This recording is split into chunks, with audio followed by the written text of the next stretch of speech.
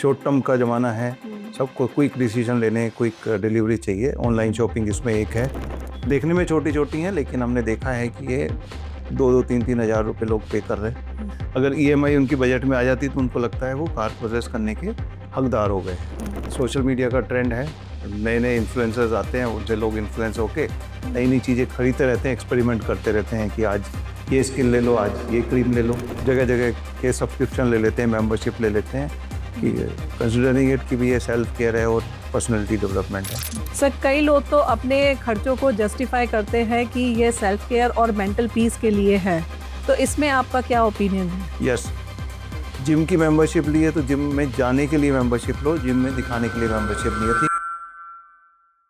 जय हिंद दोस्तों, पैसा खर्च करना किसको अच्छा नहीं लगता है, खासकर उन चीज़ों पर जो हमें पसंद है। लेकिन क्या आपने कभी सोचा है कि हम कभी पैसा उन चीज़ों पर लगा देते हैं जिसकी हमें ज़रूरत नहीं होती। आज हम बात करेंगे 20 ऐसे पैसा बर्बाद करने वाले ट्रैप जो हर इन्वेस्टर रिपीट करता रहता है। और इसको समझाने के लिए हमारे साथ जुड़ रहे हैं कर्नल संदीप मेलवर, जो कि आर्मी वेटरन भी है और फाइनेंशियल एक्सपर्ट भी। जय हिंद sir, welcome to the show. जय हिंद अमिता। बिल्कुल, पैसे को सही जगह लगाना और सही तरीके से लगाना ही लॉन्ग टर्म वेल्थ क्रिएशन की चाबी है। आइए शुरू करते हैं। बिल्कुल सर, सबसे पहले हम बात करते हैं ऐसी आदतों की जो बिना सोचे समझे पैसा वेस्ट करती है और इसका फाइनेंशियल पर क्या इम्पैक्ट पड़ता है, जैसे कि इम्पल्सिव शॉपिंग। यस, आज के दिन शॉर्ट टर्म का ज़माना है, सबको क्विक डिसीजन लेने, क्विक डिलीवरी चाहिए। ऑनलाइन शॉपिंग इसमें एक है। तो हम हर चीज़ जनरली ऑनलाइन खरीदते हैं, specially in the urban setup. और इसमें देखा गया है कि आज के दिन 30% ऑर्डर जो ऑनलाइन ऑर्डर्स चीज़ें होती हैं वो अननेसेसरली होती हैं, जो कि पहले 5-7% अननेसेसरली होती थी। अभी 30% जो हमारे ऑनलाइन ऑर्डर्स होते हैं वो अननेसेसरी होते हैं और इम्पल्सिव डिसीजंस पे होते हैं। तो लोगों को लगता है कि ऑनलाइन शॉपिंग करना सस्ता है। यस, कुछ चीज़ें सस्ती मिल जाती हैं, लेकिन हम उसमें ऐड नहीं करते हैं कि उसके पैकेजिंग चार्जेस हो जाते हैं, डिलीवरी चार्जेस हो जाते हैं, ठीक है, वो सब कॉस्ट भी है। उसको जब आप ऐड करोगे तो हो सकता है आप ज़्यादा पे कर रहे हैं। तो सोच समझ के अपना फाइनेंशियल वाइज डिसीजन लें और जो ज़रूरत की चीज़ें हैं उन्हीं पे शॉपिंग करें। सर, अब बात करते हैं ऐसे सब्सक्रिप्शन की जो देखने में तो बच्चों जैसी लगती है, पर पैसा चुपके चुपके निकलता रहता है। यस, आजकल ऑनलाइन का ज़माना है और हर चीज़ में आपने कुछ भी सब्सक्राइब करना होता है, नेटफ्लिक्स हुआ, अमेजन हुआ, सबको आपको सब्सक्रिप्शन देना पड़ता है। और आप एक बार सेटअप कर देते हो तो आपका मैंडेट बना लेते हैं, वो ऑनलाइन कंटिन्यूसली पीरियडिकली कटता रहता है। तो ये देखने में छोटी छोटी चीज़ें लगती हैं, 100-200 रुपये पर मंथ जाते हैं। जैसे स्पॉटिफाई का है, नेटफ्लिक्स का है, 150-200 रुपये लगते हैं। तो स्टार्ट करने में तो आपको वो डिस्काउंट भी दे देते हैं, बिल्कुल। और एक कभी कभी तो 1 महीने का फ्री दे देते हैं, उसके बाद आपका सब्सक्रिप्शन स्टार्ट होता है। तो देखने में छोटी छोटी हैं, लेकिन हमने देखा है कि ये 2-2 3-3 हज़ार रुपये लोग पे कर रहे हैं इन सब्सक्रिप्शन पे और उनको यूज़ नहीं कर रहे। तो एनालाइज कर लें कि आप क्या क्या यूज़ कर रहे हो, और जब यूज़ नहीं कर रहे हो सब्सक्रिप्शन को कैंसिल करो और दोबारा ज़रूरत पड़े तब स्टार्ट करो। इसने मैंने खुद ने देखा कि मैंने अप्रैल में स्पॉटिफाई और नेटफ्लिक्स सब्सक्राइब किए थे, क्योंकि स्पॉटिफाई हमने किया था कि कहीं पे ट्रैवल कर रहे थे तो एफएम नहीं आ रहा था, तो हमने स्पॉटिफाई से यूज़ किया। तो उस महीने तो उन्होंने फ्री कर दिया, अगले महीने से 150 रुपये कटते रहे। नेटफ्लिक्स में मैंने कुल एक ही प्रोग्राम देखा, लेकिन सब्सक्रिप्शन कैंसिल करना भूल गया। तो ये छोटी छोटी चीज़ें हैं जो मैंने एनालाइज की और अभी करेक्शन किया है। तो आप भी करो, तो अननेसेसरली खर्चा ना करें, जहाँ ज़रूरत है बिल्कुल करें। बिल्कुल। सर, अब आते हैं क्रेडिट कार्ड की तरफ। लोग रिवॉर्ड और पॉइंट्स के चक्कर में आकर मैक्सिमम खर्चा कर देते हैं और हाई इंटरेस्ट पेमेंट पे करना पड़ता है। करें। तो इसका फाइनेंशियल इम्पैक्ट क्या है? देखो, क्रेडिट कार्ड एक बहुत अच्छा इंस्ट्रूमेंट है जहाँ पे आपको इंटरेस्ट फ्री क्रेडिट मिल जाता है फ्रॉम 20 to 52 डेज। एंड इसको अगर आप डिसिप्लिन है तो होना जरूर चाहिए आपके पास क्रेडिट कार्ड। लेकिन लोगों को लगता है कि वो रिवार्ड पॉइंट्स की वजह से चीज़ें सस्ती हो जाती हैं, उनको सस्ता मिल जाता है। यस, हो सकता है, लेकिन उसके लिए आपको डिसिप्लिन पेमेंट रखना पड़ेगा। बिल्कुल। और जैसे ही आपने अगर पेमेंट पेनल्टी ली, आपने अगर मिनिमम अमाउंट पे किया और रोल ओवर कर दिया, तो आपको पेनल्टी भी बहुत हैवी देनी पड़ती हैं। और कहीं कहीं पे किसी किसी बैंक में तो अप टू 50% भी रेट ऑफ इंटरेस्ट है एनुअल। तो कम से कम 3% पर मंथ लगता है और कभी कभी 5% पर मंथ भी पेनल्टी लग जाती है आपको। तो इसको केयरफुली यूज़ करें। होना चाहिए आपके क्रेडिट कार्ड, क्योंकि आपकी इमरजेंसी वगैरह में या कहीं किसी स्टोर में आपको डिस्काउंट मिल जाता है, लेकिन डिसिप्लिन पेमेंट रहें और अपने सोच समझ के ही इन्वेस्ट करें। ऐसा नहीं है कि क्रेडिट कार्ड पे आपने इस महीने तो पे कर लिया और अगले महीने तो कुछ और नीड हो जाएगी, तो उसके लिए पेमेंट कहाँ से आएगा। तो अपने बजट के हिसाब से ही चले। बिल्कुल होना चाहिए क्रेडिट कार्ड, लेकिन उसकी डिसिप्लिन पेमेंट पे भी ध्यान रखना है। सर, गाड़ी खरीदते वक्त लोग उसकी मंथली ईएमआई देखकर ही डिसीजन ले लेते हैं और कार खरीद बैठते हैं। इसका लॉन्ग टर्म इम्पैक्ट क्या पड़ता है? यस, मैंने भी देखा है कि लोग कार की प्राइस ना देख के उसको देखते हुए कितने में लोन मिल रहा है, कितनी ईएमआई है, उसको अगर ईएमआई उनकी बजट में आ जाती तो उनको लगता है वो कार प्रोसेस करने के हकदार हो गए हैं। आप अगर एक 12 लाख की गाड़ी ले रहे हैं, 12 लाख का लोन ले रहे हैं, जब आप उसको 6-7 साल में पेमेंट करेंगे कार लोन को, तो उसको आपको 20 लाख पे करना पड़ेगा। So that is one aspect only. लेकिन ईएमआई पे अपने अगर कार ली है, जब तक आपकी ईएमआई खत्म होगी तब तक कार चेंज होने के लायक हो जाएगी। तो आप कार टू कार ही जी पाएंगे, बाकी लाइफ के गोल्स अचीव नहीं कर पाएंगे। तो कार लेना, अगर आप अफोर्डेबल है, आपकी ज़रूरत है, तो बिल्कुल लेना चाहिए। लेकिन केवल ईएमआई ही ना देखें, उसका टोटल पेमेंट भी देखें, टोटल कॉस्ट देखें। और EMI for the loan is one part. Car खरीदने के बाद भी तो एक्सपेंसेस होते हैं, इंश्योरेंस पेमेंट होता है, पेट्रोल खर्च होता है, कुछ ब्रेक डाउन होते हैं, उसकी रिपेयर्स होती हैं, वो सारे खर्चे भी हैं। तो आप एक ईएमआई नहीं, कार खरीदने में 2 ईएमआई जाती हैं, एक ईएमआई पेमेंट की और एक ईएमआई उसकी रनिंग कॉस्ट की। तो दोनों को कंसिडर करें और अपने लिमिट से ही लें। सर, जब सैलरी बढ़ती है तो लोग अपनी लाइफस्टाइल अपग्रेड कर देते हैं। कई तो ब्रांडेड शूज़ और फैंसी गैजेट्स, डाइनिंग आउट पे ज़्यादा खर्चा कर देते हैं। तो इसका फाइनेंशियल पे क्या असर पड़ता है? यस, इनको हम लाइफस्टाइल क्रीप भी बोलते हैं कि जैसे जैसे आपकी इनकम बढ़ती है और आपकी लाइफस्टाइल भी बढ़ती रहती है। जब तक ये आपकी लिमिट में है तब तक तो अच्छा है, लेकिन कुछ लोग क्या करते हैं, ईएमआईज पे जस्ट एक पीयर कंपैरिजन आ जाता है, पीयर कंपटीशन आ जाता है और सोशल प्रेशर आ जाता है, उससे उसके दबाव में लेके ये सब चीज़ें करते हैं। वो गलत है, क्योंकि आज के दिन तो आप लोन ईएमआईज पे ये सब कम कर पाएंगे। नया गैजेट खरीद लिया, नया फ़ोन खरीद लिया और लाइफस्टाइल अपग्रेड कर लिया, लेकिन अगर आपकी इनकम नहीं बढ़ रही है, उसकी सस्टेनेबिलिटी वीक हो जाती है, आपकी बाकी फाइनेंशियल गोल पे इफेक्ट करने पड़ेगा and you may get into a debt trap which is very dangerous thing for you and your family. So अपने लिमिट्स में रहें, जितना आपकी फाइनेंशियल कैपेसिटी है उतनी ही लाइफस्टाइल को अपग्रेड करें, क्योंकि सोशल प्रेशर हो ये तो चलते रहेंगे, तो उनके ज़्यादा उसमें ला के अपनी लिमिट में रहें। तो इंडिया में वैसे तो इन्फ्लेशन अभी, जब हम यंग थे तो 7-8% होता था और अब घटते घटते 2% पे आ गया है। Specially food inflation, lifestyle inflation तो अभी भी 8 से 10% है। तो उस हिसाब से करें, जितना लिमिट में है उतना ही करें। सर, इलेक्ट्रॉनिक खरीदते वक्त एक्सटेंडेड वारंटी लेने का एक कॉमन ऑप्शन आता है, क्या ये रियल में फाइनेंशियल फायदा देता है? यस, जो एक्सटेंडेड वारंटी और एक्सटेंडेड लाइफ वाली जो आइटम्स पे मिलता है, उसकी मार्केट इंडिया में रैपिडली एक्सपेंड कर रही है और आज के दिन 4 बिलियन की है और जो कि अगले 5-6 साल में 9 बिलियन की होने की उम्मीद है। तो इसके लिए बेस्ट प्रैक्टिस तो ये होगा कि रिलायबल चीज़ें खरीदें, क्योंकि जो चीज़ें ब्रांडेड होती हैं, अच्छी क्वालिटी की होती हैं, उनकी जनरली ऐसी कोई मेन इश्यूज़ नहीं आते हैं। उस पर ज़्यादा भरोसा रखें। ये एक्सटेंडेड वारंटी वगैरह के खर्चे में आप ना जाएं तो बेटर है, क्योंकि रिलायबल चीज़ें खरीदेंगे जिनका चांसेस ख़राब होने के कम होते हैं, तो उसी पे विश्वास रखें तो आप पैसे बचा सकते हैं। सर, आजकल young generation expensive skin care और ग्रूमिंग पर ज़्यादा खर्चा करती है, क्या ये सही है? यस, आजकल सोशल मीडिया का ट्रेंड है, नए नए इन्फ्लुएंसर्स आते हैं, उनसे लोग इन्फ्लुएंस होके नई नई चीज़ें खरीदते रहते हैं, एक्सपेरिमेंट करते रहते हैं कि आज ये स्किन ले लो, आज ये क्रीम ले लो, ये चलता रहता है। तो इसमें देखा तो ये गया है कि ऐसे individual one hardly uses 2 to 3 products और बाकी प्रोडक्ट तो वो शोकेस में ही रखते रहते हैं। तो इसमें सोच के लें, समझ के लें और जिस चीज़ पे इस्तेमाल करना है उसको आप स्टडी कर लें और उसको सस्टेनेबल यूज़ करने से ही उसका असर पड़ेगा। अगर असर दिखने लगेगा तो रोज़ रोज़ प्रोडक्ट ना बदलें, कुछ ब्रांड पे रिलाय करें और उन्हीं को यूज़ करें। और at the end of the day your natural activities, physical activities and exercising daily and taking good health and hygiene actions will make more effect. तो follow that natural way is the best way.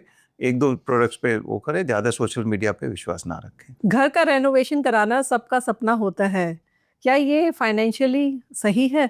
देखो, घर का renovation अगर आपकी ज़रूरत है, lifestyle need है तो ज़रूरत है।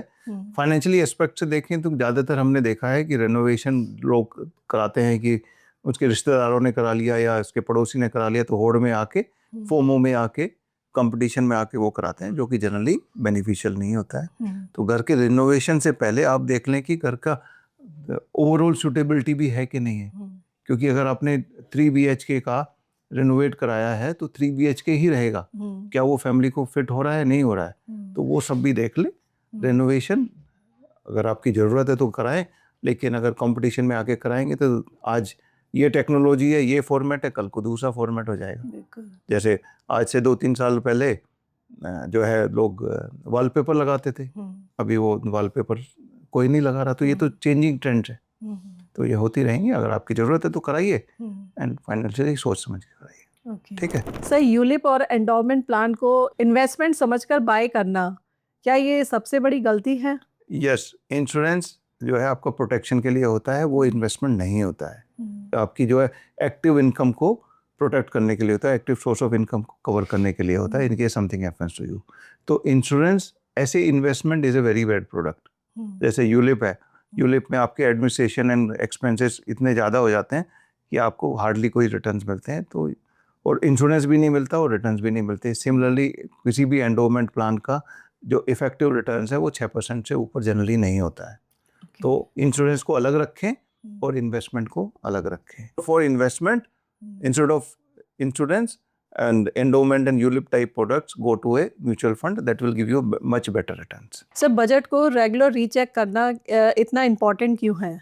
यस, बजट को रेगुलरली एनालाइज करें, मंथली करें, और नहीं तो एनुअल तो ज़रूर करें, क्योंकि कई सारी चीज़ें क्रिप इन हो जाती हैं, कई सारी चीज़ें उसमें इंक्लूड हो जाती हैं जो ज़रूरी नहीं होती। उन चीज़ों को, खर्चे को कट करिए और जहाँ जहाँ ऑप्टिमाइज होकर ऑप्टिमाइज करेंगे, आप पैसे को अच्छी तरह मोबिलाइज करेंगे, अच्छी जगह इन्वेस्ट करेंगे, तो आपके गोल्स जो है अच्छी तरह और बेटर अचीव हो जाएंगे। ओके सर, इमरजेंसी फंड इतना क्रिटिकल क्यों होता है और लोग इसे इग्नोर क्यों करते हैं? इमरजेंसी कभी भी बताकर नहीं आती और इमरजेंसी का आप कभी प्लान नहीं कर सकते। जिस चीज़ को आप विजुअलाइज नहीं कर सकते उसको आप, the best people do is ignore it. तो लेकिन ये बहुत मस्ट है, and a regular salaried individual like armed forces में, क्योंकि हमारी पे और पेंशन गारंटेड फर्स्ट को आई जाती है, तो हमारा कम से कम 3 महीने का इमरजेंसी कॉर्पस हमारे पास होना चाहिए। अगर आपकी प्राइवेट जॉब है तो 6 मंथ का, अगर आप पर्सनल बिजनेस है या वैसे टाइप आपका कुछ सोर्स ऑफ इनकम है, तो आपको 1 ईयर का इमरजेंसी कॉर्पस होना जरूरी है, and this will give you lots of peace of mind, and this will come handy whenever there is some contingency और इमरजेंसी। ओके सर, कई लोग तो इन्वेस्टमेंट को कॉम्प्लेक्स बना देते हैं, जैसे क्रिप्टो, एक्सोटिक फंड और हाई कमीशन प्रोडक्ट पे पैसा लगा देते हैं, तो इसका क्या इम्पैक्ट पड़ता है? देखो, आपके ये एक्सोटिक और हाई कमीशन वाले इंस्ट्रूमेंट्स होते हैं, वो आपके हानिकारक होते हैं, तो अपने इन्वेस्टमेंट को अपने गोल के हिसाब से इन्वेस्ट करें, instead of getting into two many things कि क्रिप्टो भी ले लूँ, अमेरिका में भी इन्वेस्ट कर लूँ, चाइना में भी कर लूँ, म्यूचुअल फंड भी ले लूँ, स्टॉक्स भी ले लूँ, SIP ले लूँ, AIF ले लें और PMS ले लें लोग, और कुछ प्रॉपर्टी ले लें, गोल्ड ले लें, ऐसे इन्वेस्ट करते हैं। ऐसे ना करके अपने गोल के हिसाब से इन्वेस्ट करें। जो आपका शॉर्ट टर्म की रिक्वायरमेंट्स है उनको सेफ्टी की तरफ जाएं, और जो आपकी लॉन्ग टर्म की इन्वेस्टमेंट है और इन्वेस्टमेंट गोल्स हैं उनमें आप एग्रेसिव एसेट्स में जाएं। So that is the better way of investing. Instead of collecting various things, you should go as per the goal wise, as per the time horizon wise. अपने investment को जो है short term, medium term और long term के divide करके उस हिसाब से आप इंस्ट्रूमेंट चूज करें। सर, कई लोग तो एडवाइज़र को काफ़ी हाई फी पे कर देते हैं, पर उनका कोई इतना फ़ायदा नहीं होता, तो क्या ये सही है? यस, ये मैंने कई बार देखा है कि लोग अपना फाइनेंशियल प्लान वगैरह बनाने जाते हैं, उनके पास इनकम तो है 50,000 पर मंथ की, उसमें से हार्डली 10-12 हज़ार सेव करते हैं, लेकिन जो सेलिब्रिटी एडवाइज़र टाइप होते हैं उनको जाके 20-20, 30-30 हज़ार रुपये पे कर देते हैं just for planning their investment. That may not be that optimal for that individual, क्योंकि उसकी इनकम ही कम है। अगर उसने एक महीने की इनकम अपनी प्लान बनाने में ही कर ली तो वो सेविंग कहाँ से स्टार्ट करेगा।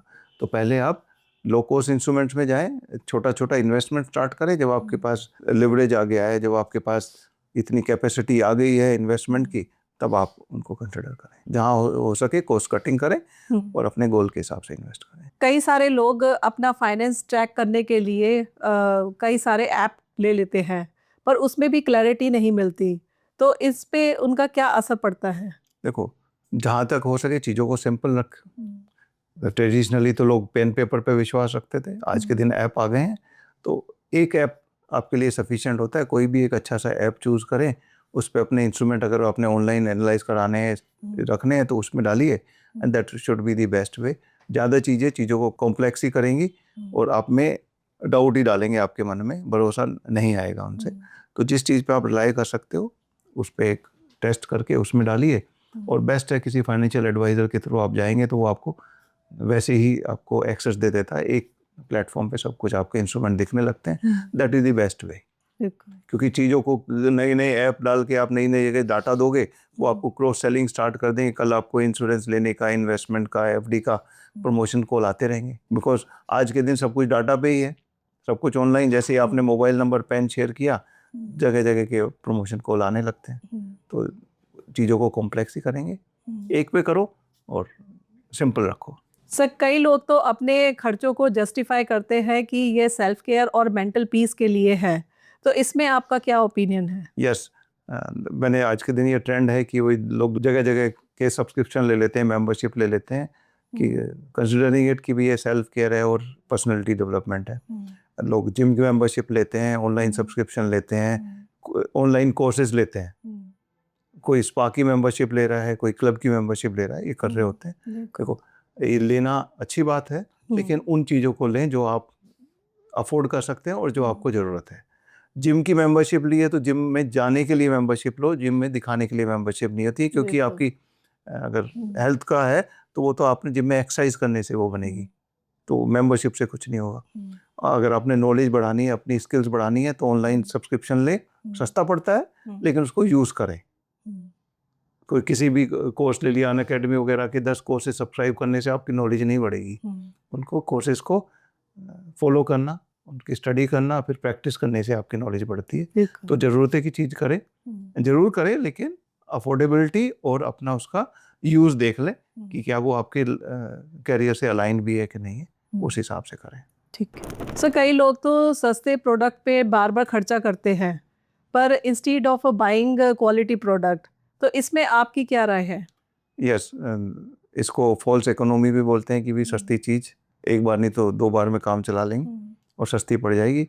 ये एक false sense of money saving है, क्योंकि सस्ता सस्ता ही होता है और क्वालिटी प्रोडक्ट ही होता है। क्वालिटी प्रोडक्ट का मतलब ये नहीं है कि वो कोई भी महंगी चीज़ क्वालिटी वाली है। क्वालिटी प्रोडक्ट पे विश्वास रखें, वो आपको फाइनेंशियली ज़्यादा फ़ायदा देगी, ज़्यादा रिलायबल देगी, ज़्यादा पीस ऑफ माइंड देगी। तो सस्ती चीज़ें, छोटे छोटे खर्चे भी काफ़ी बड़े हो सकते हैं। तो क्वालिटी प्रोडक्ट्स में विश्वास रखें, उससे पैसे भी बचेंगे, पीस ऑफ माइंड भी मिलेगी और आपका टाइम भी बचेगा। सर, कई लोग तो रिवार्ड के चक्कर में कई सारे क्रेडिट कार्ड ले लेते हैं, तो क्या ये सही फाइनेंशियल चॉइस है? यस, आजकल नए नए क्रेडिट कार्ड आ रहे हैं और रोज़ फ़ोन कॉल भी आ जाते हैं, ये क्रेडिट कार्ड में ये फैसिलिटी, इसमें ये फैसिलिटी, ये ले लो, वो ले लो। एंड इसके चक्कर में, एंड क्योंकि अफोर्डेबिलिटी भी हो गया है और ईज़ भी हो गया है, तो लोग नए नए क्रेडिट कार्ड ले लेते हैं, लेकिन उसमें एट द एंड देखा जाए तो ज़्यादा क्रेडिट कार्ड्स में ज़्यादा डिफरेंस नहीं होता। एंड कुछ लोग तो मैंने देखा है कि एयरपोर्ट लॉन्च की वजह से क्रेडिट कार्ड ले रहे हैं। यस, एयरपोर्ट लॉन्च वगैरह, अगर आप फ्रीक्वेंट एयर ट्रेवलर हैं तो आपको यूज़ आएंगे, तो आप वो क्रेडिट कार्ड रखें, 1-2 रखें, उसमें सफिशिएंट मिल जाते हैं। ज़्यादा क्रेडिट कार्ड रखने से कॉम्प्लेक्सिटी बढ़ेगी ही, कोई ऑप्टिमल बेनिफिट्स नहीं होगा। तो जो ज़रूरत है उस हिसाब से लें, एंड सेलेक्टिव लें और गिने चुने लें, that is the best way. क्योंकि हर क्रेडिट कार्ड की अपने कैरेक्टरिस्टिक्स होती हैं, और उसमें अगर ज़्यादा क्रेडिट कार्ड में जाएंगे तो ज़्यादा पेमेंट आपने ट्रैक करने पड़ेंगे और उसको यूज़ करना पड़ेगा, एंड उसके नए नए पासवर्ड डालने पड़ेंगे, OTP डालने पड़ेंगे। तो वो कॉम्प्लेक्स चीज़ें ना करें, सिंपल रखें, और जो ज़रूरत की चीज़ें उतनी ही रखें। 1 या 2 मैक्स क्रेडिट कार्ड होने चाहिए, उससे ज़्यादा नहीं। सर, घर को इन्वेस्टमेंट समझना कॉमन है, क्या ये हमेशा सही होता है? यस, बहुत लोगों को देखा है कि वो अपने जो जहाँ पे रहते हैं, जो घर रहने के लिए घर खरीदते हैं उसको इन्वेस्टमेंट समझ लेते हैं, वो गलत है। क्योंकि रहने के लिए घर लेना एक लाइफस्टाइल नीड है, ना कि इन्वेस्टमेंट। तो उसमें आप रिटर्न्स ना देखें, उसमें आप अफोर्डेबिलिटी पे जाएं, क्योंकि आपने घर ले लिया, आपका नीड तो बेसिक था, लेकिन उसमें हाई मेंटेनेंस कॉस्ट है, सोसाइटी चार्जेस हैं और मेंटेनेंस चार्जेस हैं। अगर आप अफोर्ड नहीं कर पाए तो उसको रिटर्न्स तो आएंगे नहीं, क्योंकि वो आप एंड यूज़ के ले रहे हैं। तो उसको इन्वेस्टमेंट ना समझें, उसको लाइफस्टाइल गोल है वो। क्योंकि investment in a house for living itself a goal, तो it's a goal not a investment. Sir, आजकल कई लोग फाइनेंशियल एजुकेशन के लिए कोर्सेज ले लेते हैं वीडियो देखकर, तो क्या ये सही है? फाइनेंशियल एजुकेशन लेना, फाइनेंशियल अवेयरनेस होना अच्छी बात है, लेकिन आप अगर फाइनेंशियल गोल की तरफ जाएंगे तो इन्वेस्टमेंट से स्टार्ट होगा। तो financial education itself is not sufficient, you have to take action. Financially educate हो, एम्पावर हो, लेकिन उसके साथ साथ एक्शन भी लें। वो अननेसेसरली 10 कोर्स कर लें और पैसा एक नहीं लगाएं उस एडवाइस पे या उस नॉलेज पे, तो आपको कहीं नहीं लेके जाएगा, वो एक्सपेंस हो गया। लेकिन उसको अगर आप एक्शन भी ले रहे हैं तब जाके आपके गोल अचीव होंगे। सो सबसे इम्पॉर्टेंट चीज़ जो हमारी फाइनेंशियल ज़िंदगी को स्ट्रॉन्ग बनाती है वो है इंटेंशनल स्पेंडिंग और फोकस्ड इन्वेस्टिंग। क्या ये सही है? यस, इंटेंशनल स्पेंडिंग का मतलब है कि आप सोच समझ के जो ज़रूरत है उसी पे आप स्पेंड कर रहे हैं, कि आपने सोच समझ के डिसीजन लिया है। ये बहुत अच्छा हैबिट है और इसको फॉलो करना चाहिए। And focus investing is I investing for a purpose. Okay. Like I am investing for my child education, so I will remain focused. By doing that, I'll select the right instrument for that purpose, and ये intentional spending and focus investing he best तरीका है अपने goals को achieve करने के लिए, अपनी investment journey को सक्सेसफुल करने के लिए।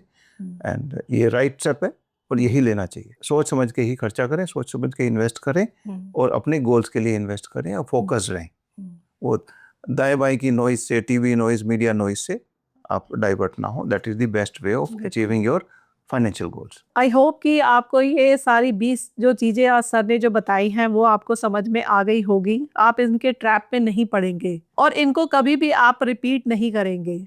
अगर आपको हमारा ये वीडियो पसंद आया हो तो लाइक, शेयर और सब्सक्राइब करना ना भूलें। और अगर आपकी कोई भी क्वेरी है इसके रिगार्डिंग तो हमें आप नीचे कमेंट सेक्शन में लिख के भेज सकते हैं और उसका आंसर हम जरूर करेंगे। जय हिंद। जय हिंद। Happy investing.